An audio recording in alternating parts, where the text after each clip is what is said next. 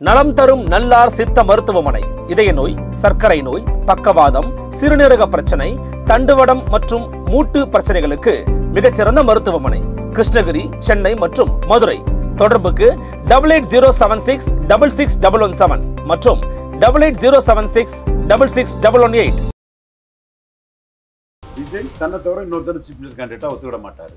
சிஎம்ஆ இருந்த ஓபிஎஸ் வந்து புதிய சக்தியான விஜய் வந்து சிஎம் கேண்டிடேட்டா ஒத்துக்கிறாரா? இப்போ சீமான்ட்டையும் அதான் பிரச்சனையாச்சு, திருமாவளவன்கிட்டையும் அதுதான் பிரச்சனை. நான் ஏன் சீஃப் மினிஸ்டர் ஆகக்கூடாதுன்னு திருமாவளவன் கேட்குறாரு. அது சீமான் கேட்டது மாதிரி டைரக்டாக கேட்கல. ஒரு கூட்டணி கட்சி தலைவர், கூட்டணி கட்சியில் இருக்கிறவர் விஜய் அவர் திருமாவசியமாக சொன்னால் வெளியே வரலாம். சீமான் ஜானகிசாமி எங்கள் அண்ணன் ரஜினிகாந்துக்கு நாம பண்ணதை பார்த்து காண மயிலாட கண்டிருந்த வான்கோழி மாதிரி விஜயும் அந்த வான்கோழி ஆட்டம் ஆடலான்னு நினைக்கிறாரு. கமல்ஹாசன் மாதிரி ஒரு ராஜ்யசபா நான் தரேன், கர்நாடகாவில் வந்து கூட தரேன், எங்களோட இந்தியா கூட்டணி சப்போர்ட் பண்ணுங்க. நான் இந்தியா கூட்டணி ஸ்டாலினை விட்டுட்டு போனால் இந்தியாவே எனக்கு போச்சு, ஸ்டாலின் தான் என்ன இந்தியாவை காப்பாற்றுறாரு, ஸ்டாலினை என்கிட்ட பிரிக்கிறதுக்கு தான் மோடி வந்து எடப்பாடியே மதிக்க மாட்டேங்கிறாரு. எந்த காலமும் பிஜேபியோட கூட்டணி கிடையாது, 26லும் கிடையாது, 23லும் கிடையாதுங்கும் போது பிஜேபி அண்ணாமலை ஒரு அணி அமைச்சு இவர் 65% இடத்துல 3வது தள்ளிடுவாருங்கிறதுக்காக பிஜேபியோட கூட்டணி வந்திருக்கிறாரு. 15 நாளைக்கு முன்னாடி எங்கள் கூட்டணியில் யார் வேணாலும் இருக்கும், அது பண்ணி திமுறா ஆணவமாக பேசினது. இப்போ ரவீந்திர துரைசாமி, ஆடிட்டர் குருமூர்த்தி, அண்ணாமலை 3 வரையும் சுட்டி காட்டி பிஜேபி எங்களையும் பிரிக்க செய்தி, பிஜேபியும் எங்களையும் பிரிக்க செய்தின்னு பதறாரு. அண்ணாமலை தனிக்கட்சி துவங்கவே வாய்ப்பு இருக்குது, அதுக்கான வேலைகளை பார்த்துக்கிட்டு இருக்கிறாருன்ற விமர்சனம் வெளியில இருக்க தானே செய்யுது. அதை நம்ம மறுக்க முடியுமா? அது விமர்சனம். பாஜக அதிமுக கூட்டணி 6 சீட்டு தருவன்னாரு எடப்பாடி பழனிசாமி, 12 சீட்டு கேட்ப தருவன்னாரு அண்ணாமலை. சீட் தரால தான் முடிஞ்சுது. மாற்றம்னா அண்ணன் சீமான் தான் அவர் சொல்றாரு. மரம் ஏறுறதையும் ஆடு மேய்க்கிறதையும் மக்கள் வரவேற்பாங்கன்னு சொல்றாரு. ஸ்ரீலங்காவில் ஒருத்தர் 3% ஆட்சியை பிடிச்சதை சீமானோட மறைமுகம் ஒப்பிட்டு பேசுறாரு. சீமான் அண்ணன் உறுதியானவர், எடப்பாடி மாதிரி நண்பகத்தன்மையற்று நிலைப்பாட்டை மாற்றக்கூடியவர் இல்லைன்னு அண்ணாமலை சொல்றாரு. சீமான் உறுதியானவர்னா எடப்பாடி உறுதியற்றவர்னு சொல்றாரு அண்ணாமலை. எடப்பாடி பிஜேபியை டிச் பண்ண நினைச்சாருன்னா நான் கண்டிப்பா சீமான நிதிஷ்குமார் மாதிரி தமிழ் மண்ணில் சமூக நீதிக்காக மோடி வாராரு, நீங்க முதலமைச்சர் வேட்பாளராக ஏற்றுக்கொடுங்கன்னு நானே சீமான்ட்ட போய் கேட்பேன், மோடிக்காக கேட்பேன். பாஜகவில் தமிழிசை 3.7% வாக்கெடுத்தாங்க. அண்ணாமலை 11.4% வாக்கெடுத்திருக்கிறார். அதில் மற்றவங்களோட வாக்கு ஒரு சிலர் வாக்கை குறைச்சிட்டாலும் கூட மிகப்பெரிய அளவுக்கு தமிழக பாஜகவுக்கு மாற்றம்ங்கிற இதில் அண்ணாமலை வந்து பெரிய வாக்கு வங்கியை உருவாக்கி இருக்கிறார். பிராமின் கம்யூனிட்டிங்க பாஜகவுக்கு பைனியர்ஸ்.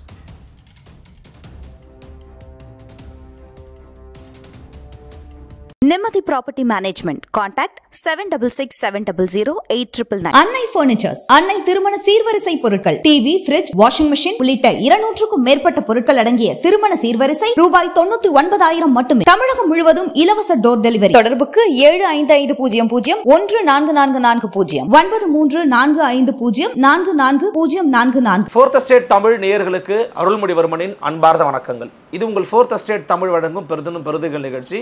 இன்றைக்கு நம்ம நடந்திருக்கிறார் அரசியல் திறனாய்வாளர், வழக்கறிஞர் திரு ரவீந்திர துரைசாமி அவர்கள். வணக்கம்.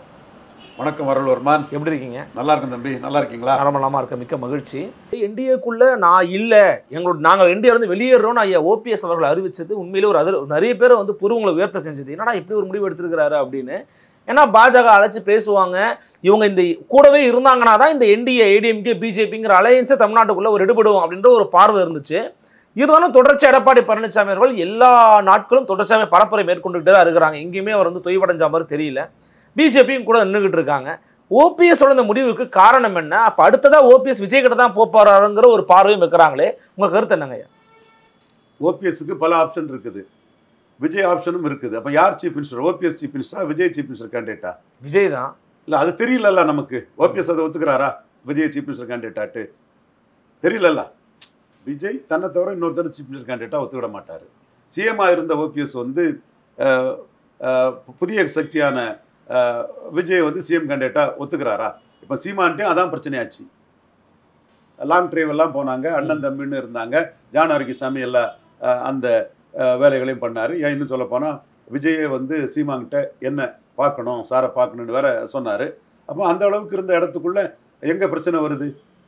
சிஎம் கேண்டிடேட்டுங்கிறதுல சீமான் தம்பி எனக்கு ஜூனியர், நீ வா, நீ என்ன ஏற்றுக்க, அதான் கரெக்டாக இருக்குங்கிறது சீமான் சொல்கிறாரு. தென் மாநாடு நடந்த பிறகு பெரியாருன்னு சொன்ன பிறகு அது உடையுது, அங்க உடையுது, உடஞ்சு போயிருது. திருமாவளவன்கிட்டயும் அதுதான் பிரச்சனை. நான் ஏன் சீஃப் மினிஸ்டர் ஆகக்கூடாதுன்னு திருமாவளவன் கேட்குறாரு. அது சீமான் கேட்டது மாதிரி டைரக்டாக கேட்கல. அவர் கூட்டணி கட்சி தலைவர், கூட்டணி கட்சியில் இருக்கிறவர். விஜய் அவர் திருமாவசியமாக சொன்னால் வெளியே வரலாம் சீமான். நானே திருமாட்ட சொன்னேன், சூர்யா ஹாஸ்பிட்டல் சகோதரத்தை பார்க்கும்போது, வெற்றி கூட்டணியில் இருக்கீங்க சகோதரர், என்ன நீங்கள் வெளியே வரணும்னா சிஎம் கேண்டிடேட் வாங்க. அப்போ சிஎம் கேண்டிடேட் பிரச்சனை தான் அங்கேயும் முடியுது. அன்புமணி நான் 60 சீட்டு ஜெயிப்போங்கிறாரு. இப்போ 60 சீட்டு ஜெயித்து ஆட்சி இது பண்ணுவோங்கிறாரு.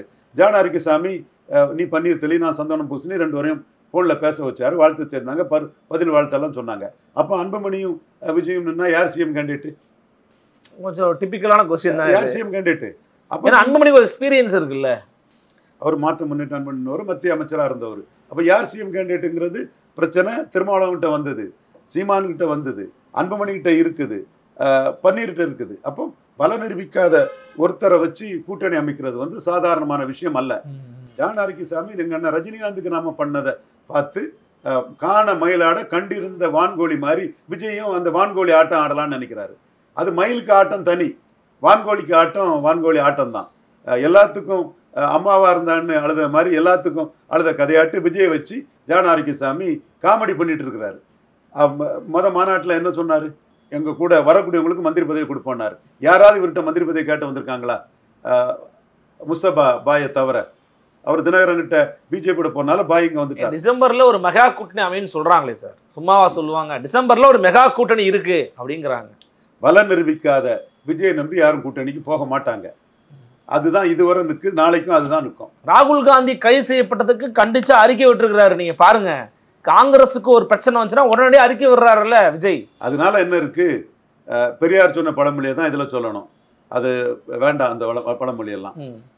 இது நீங்க வந்து வாலண்டியரா போய் ராகுல் காந்திக்கு அறிக்கை விடுறீங்க, அவ்வளவுதானே. ராகுல் காந்தி கூப்பிட்டா கமல்ஹாசன் மாதிரி ஒரு ராஜ்சபா நான் தரேன், கர்நாடகாவில் வந்து கூட தரேன், எங்களோட இந்தியா கூட்டணி சப்போர்ட் பண்ணுங்க. நான் இந்தியா கூட்டணி ஸ்டாலினை விட்டுட்டு போனால் இந்தியாவே எனக்கு போச்சு, ஸ்டாலின் தான் என்ன இந்தியாவை காப்பாற்றுறாரு, ஸ்டாலினை என்கிட்ட வந்து பிரிக்கிறதுக்கு தான் மோடி வந்து எடப்பாடியே மதிக்க மாட்டேங்கிறாரு, ஸ்டாலினை என்கிட்ட வந்து பிரிக்கிறதுக்கு தான் மோடி வந்து கனிமொழிக்கு அப்பாயின்மெண்ட் கொடுக்குறாரு, ஸ்டாலினை இருந்து பிரிக்கிறதுக்கு தான் மோடி வந்து ஃபாரினுக்கு கனிமொழி அனுப்புகிறாரு, ஸ்டாலினை என்கிட்ட இருந்து பிரிக்கிறதுக்கு தான் எடப்பாடியெல்லாம் ஒரு ஆளான்னு 10ஓடு 11 எடப்பாடியை ட்ரீட் பண்ணி மோடி பிஹேவ் பண்ணுறாரு. மோடிக்கு உள்நோக்கமே 22 எம்பி இருக்கக்கூடிய ஸ்டாலின் இருந்து பிரிச்சிடணும். இதுதான் மோடிக்கு நோக்கம். அப்போ அந்த நோக்கத்தை நிறைவேற்றதுக்கு அவர் விஜய் கூட போறாரு. மோடிக்கு நோக்கத்தை நிறைவேற்றதுக்கு விஜய் வேணா தம்பி வாங்க, நீங்க அன்னைக்கு உங்களுக்கு ராஜ்யசபா தரமாட்டேன்ட்டேன், இன்னைக்கு நல்ல கூட்டம் எல்லாம் காட்டிட்டீங்க, ஒரு ராஜ்யசபா பார்சல் கர்நாடகாவில இருந்து இல்ல தெலுங்கானாவில இருந்து பார்சல். கமல்ஹாசனுக்கு 3.7% வாக்கு எடுத்த கமல்ஹாசனுக்கு திமுக ஒரு ராஜ்யசபா கொடுத்த மாதிரி உங்களுக்கு ஒரு ராஜ்யசபா தந்து நான் காங்கிரஸ்லையும் சேர்த்துக்கலாம், அந்த மாதிரி தான் சொல்லுவாரே தவிர இந்த அறிக்கையை கொடுத்துட்டதுனால விஜயை வந்து பலம் நிரூபிக்காத விஜயை வந்து ஒரு பெரிய ஃபோல்ஸ் ஆட்டோ ஒரு மாற்று சக்தி ஆட்டோ ராகுல் காந்தி கண்டிப்பா நினைக்க போறதில்லை. அப்போ ஓபிஎஸ் அவர்கள் வந்து இப்படிப்பட்ட ஒரு சூழல் இருக்கும்போது என்டிஏ அலையன்ஸ் இதுக்கு ஒரு சாதகமான சூழல் இருக்குதா இன்னைக்கு? ஏன்னா பாமகவின் தலைவர் ஐயா ராமதாஸ் சொல்றாங்க ஆகஸ்ட் 17 நான் கூட்டணி அறிவிக்க போறேன் அப்படிங்கிறாரு. ஒரு பக்கம் அன்புமணி ராமதாஸ் வந்து நான் ஐயா வகையில் அனுப்பினா அவருக்கான காலிச்சேரை போட்டுட்டு பொதுக்குழு நடத்தி முடிக்கிறாரு. அப்ப என்டிஏ இன்னைக்கு ஒரு அன்கம்ஃபர்டபுளான சிச்சுவேஷன்ல இருக்காங்களா? கண்டிப்பா என்டிஏ சட்டமன்ற தேர்தலில் அன்கம்ஃபர்டபுளா தான் இருக்கிறாங்க. 20% எடப்பாடி உள்ள வந்தது கம்ஃபர்டபுள் தான்.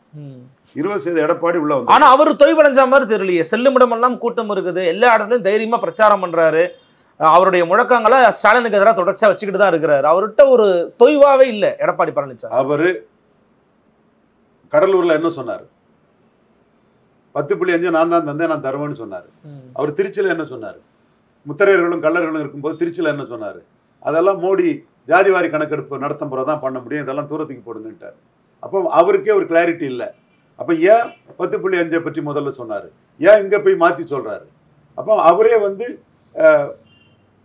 சீட் ஷேரிங்க பாஜக கிட்ட பண்ணும்போது என்ன பெரிய சிக்கல் வருமோங்கிற பதட்டத்துல தான் அவர் இருக்கிறார்.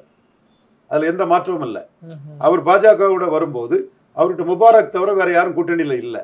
அவர் கூட்டணியில இருந்த தேமுதிக திமுக தலைவர் முதல்வர் மு க ஸ்டாலினை பார்த்துருக்காங்க. திமுக ஆப்ஷனை ஓப்பன் பண்ணிட்டாங்க. 75% அதற்கான வாய்ப்புகள் பிரகாசமா இருக்கு. நேற்று ஒரு போட்டோ போட்டிருக்காங்க பாத்தீங்களா? பிரேமலதா விஜயகாந்த் ஒரு பக்கம், அம்மையார் ஜெயலலிதா. அதையும் போடணும் இந்த நேரத்துல. எடப்பாடி ஜெயலலிதாவுக்கு ஈக்குவல் இல்ல, vote transferring capacity, seat converting capacity இல்ல, அவரை நம்பி ஒன்றும் ஜெயிக்க முடியாதுங்கிறதான் திரும்ப விளக்கமாட்டு சொல்லியிருக்காங்களே. எடப்பாடி ஒண்ணும் இல்லைங்கிறதான விளக்கமா சொல்லியிருக்காங்களே. அது அதை தான் பார்க்கணும். ஜெயலலிதா படத்தை போட்டதை எல்லாரும் பேசினாங்க. விளக்கம் சொல்லும்போது எடப்பாடி ஒன்றும் இல்லை, ஜெயலலிதாவை நம்பி நாங்கள் 41 சீட்டு வாங்கினோம், 29 சீட்டு ஜெயித்தோம், எடப்பாடியை நம்பி ஒரு சீட்டு என்னால் ஜெயிக்க முடியல, இனிமேலும் எடப்பாடியை நம்பி ஜெயிக்க முடியாது, அவருக்கு ஓட் டிரான்ஸ்ஃபரிங் கெப்பாசிட்டி இல்லை, சீட் கன்வெர்ட்டிங் கெப்பாசிட்டி இல்லைங்கிறதான அவங்க சொல்கிறாங்க.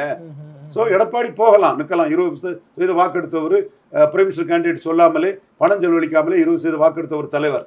அவர் பிரச்சாரம் பண்ணல, அவர் தான் இன்னைக்கு ஸ்டாலின் அடுத்தபடி 2வது பெரிய தலைவராக இருக்கிறாரு.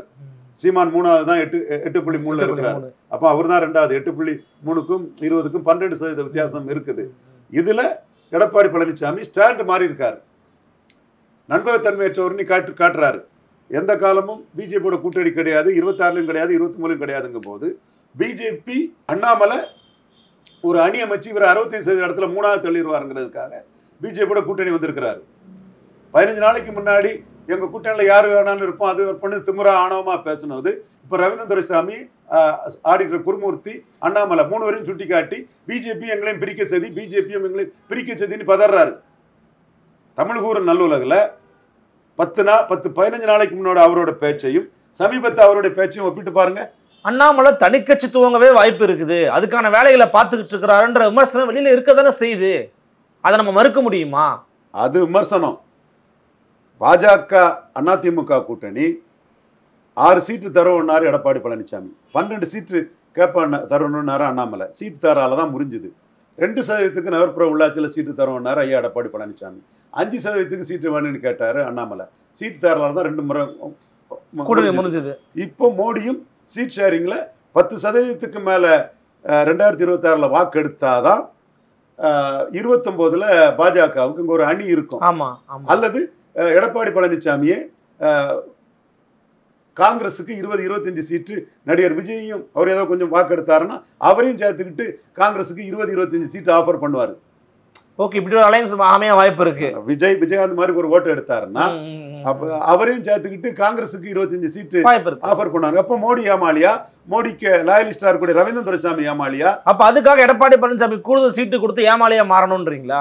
பலத்துக்குரிய சீட்டை தான் கேட்குறோம். ஏமாளியா மாறாண்டா. நீங்க ஏமாளியா மாறலன்னா உங்களை 2/3 ஏரியாவில் 3வது தள்ளக்கூடிய சக்தி ஆடிட்டர் குருமூர்த்திக்கு உண்டு, மோடி லாயலிஸ்ட் ஆர்டி டீமுக்கு உண்டு, அண்ணாமலை மக்கள் தலைவர் அண்ணாமலைக்கு உண்டு. போட்டு பார்த்துடலாம். நீங்க எங்களையும் மோடி. இன்னைக்கு நயினார் தான் பாஜகவின் தலைவர், அண்ணாமலை பாஜகவினுடைய ஒரு சாதாரண மனிதர் தலைவர் தான். 2 தொகுதியில் ராமநாதபுரத்தில் 30% வாக்கெடுத்தவர் தான், திருநெல்வேலியில் 30% வாக்கெடுத்தவர் தான். எடப்பாடி பாஜக உதாசீனப்படுத்துறாருன்னா நயினார் இந்த கருத்தை தான் சொல்லுவாரு மோடிக்காக. வருங்கால முதலமைச்சர் எடப்பாடி பழனிசாமின்னு செல்லும் இடங்களில் எல்லாம் பிரச்சாரம் செய்கிறார் ஐயா நயினார் நாகேந்திரன் அவர்கள். மோடி 10ஓட 11 தங்கந்தனரசு படத்தை முதல்ல போட்டுக்கிட்டு எடப்பாடி படத்தை 2வது போட்டுக்கிட்டு 3வது போட்ட வேலுமணி கிட்ட நல்ல ராப்போட இருக்கிறார். அதுவும் தெரியுதுல்ல உங்களுக்கு. நான் நயினாரை குறை சொல்ல விரும்பல. அவரும் பாஜகவுக்கு, எனக்கு ஒரே ஒரு சந்தேகம் எங்க வருதுன்னா, அவரும் பாஜக நன்மைக்காக தான் இருப்பாரு. மோடியை எடப்பாடி ஏமாத்த நினைக்கிறாருன்னா அப்ப என்ன எடப்பாடியா பொழுதுட்டு இருக்க போறாரு நயினார் நாகேந்திரன்? அதெல்லாம் செய்ய மாட்டார். ஒரே ஒரு சந்தேகம், நீங்க சொன்ன மாதிரி இதை உடைக்க சதி பண்றாங்கன்னு ஒரு மறைமுகமா அண்ணாமலை குறிப்பிடுறாருன்னா அண்ணாமலை அந்த மாதிரி பண்றாருன்னு அர்த்தம். நீங்க சொல்லுங்க, அண்ணாமலையினுடைய பண்றாரு திட்டம் என்ன? கூட்டணியை உடைப்பதா அல்லது புதிய கட்சியை உருவாக்குவதா? மாற்றம்னா அண்ணன் சீமான் தான் அவர் சொல்றாரு.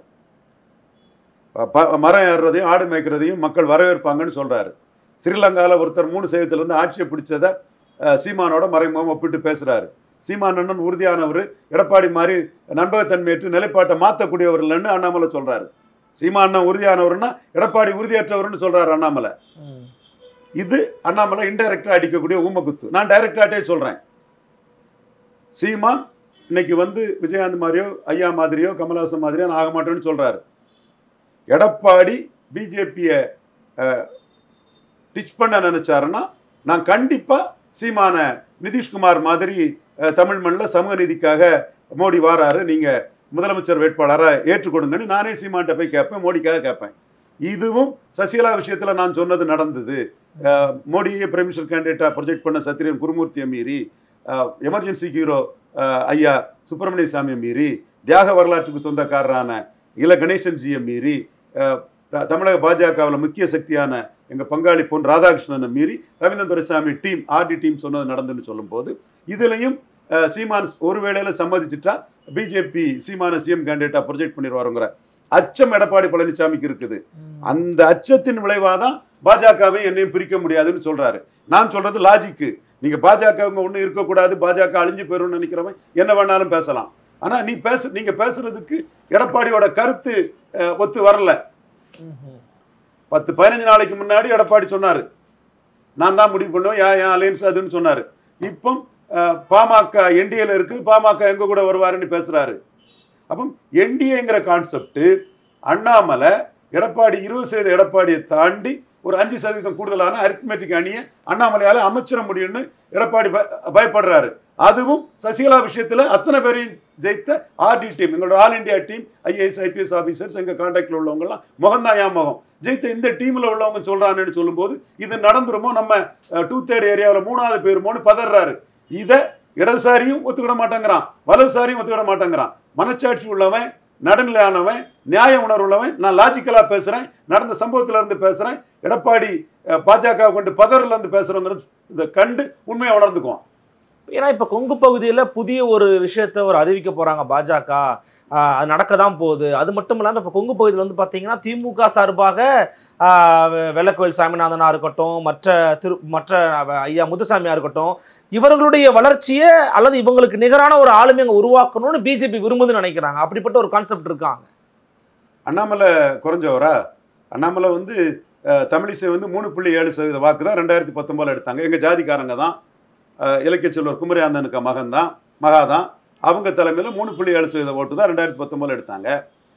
அண்ணாமலை வெள்ளாள கவுண்டர் அவர் தலைமையில் 11.4% வாக்கு எடுத்திருக்கு.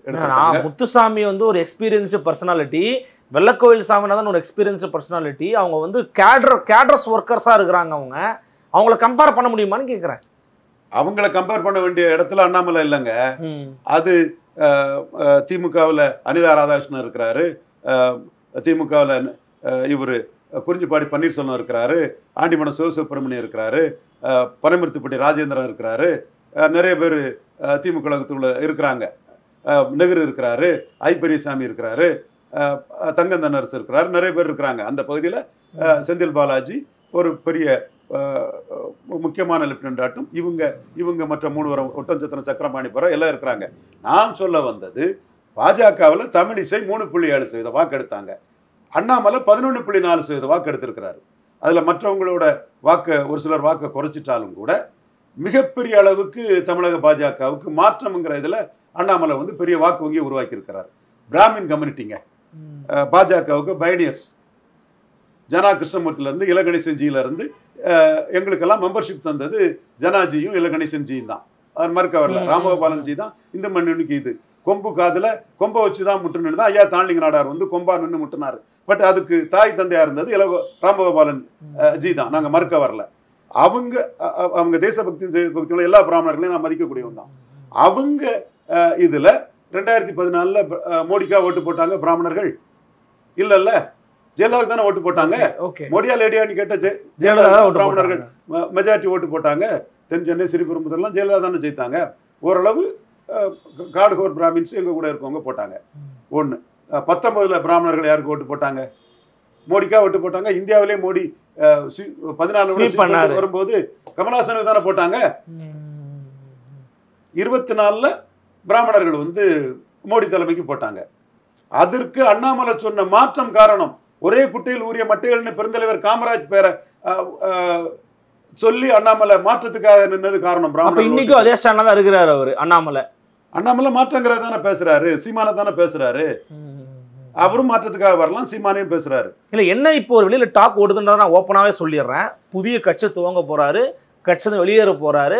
அந்த புதிய கட்சியின் மூலமாக நீங்க சொல்லக்கூடிய விஷயங்களை பண்ணலாம். ஒன்று சீமானை ஆதரிக்கலாம் அல்லது தனித்து போட்டிடலாம், இந்த மாதிரி விஷயங்களை பண்ண போறாரு அண்ணாமலை ஒரு டாக் இருக்கு. இது உண்மையா பொய்யா? சசிகலா விஷயத்துல நான் சொன்னது 21 நடந்ததுங்கிறத சகோதரர் அண்ணாமலை முழுக்க நம்புவார். அண்ணாமலை ஒரு சக்திங்கிறத மோடி உறுதியாக கருதுறாரு. Endurance is a virtual politics. Pandit Sanjay மாற்றப்பட்டார். ஆனால் பண்டிட் சஞ்சய் தான் இன்னைக்கு மிகப்பெரிய பவர்ஃபுல் மினிஸ்டராட்டு தெலுங்கானாவில் இருக்கிறாரு. அதனால தமிழக பாஜகவில் ஐயா மூப்பனார் மாதிரி மக்கள் சக்தி படைச்சவர் அண்ணாமலை தான். அவரை இழந்தா பாஜகவுக்கு பெரிய நஷ்டம், மோடிக்கு நஷ்டம். அந்த இழப்பை மோடி அடைஞ்சிடக்கூடாதுன்னு நான் நினைக்கிறேன். அதனால தான் பிஎல் சந்தோஷ் வந்திருக்கிறாரா இப்போ? எல் சந்தோஷ் பார்வையாளராக வருவார், அமைப்பு செயலாளர். அந்த இதை மோடி அடையக்கூடாதுன்னு நினைக்கிறேன். ஸோ அண்ணாமலைக்கு வெயிட்டேஜ் மோடிக்கும் தெரியும். பல விதமான கருத்துக்களை பகிர்ந்துக்கிட்டீங்க. பொறுத்திருந்து பார்க்கலாம். மிக்க நன்றி. நன்றி. முன்ன சந்திக்கலாம். வணக்கம்.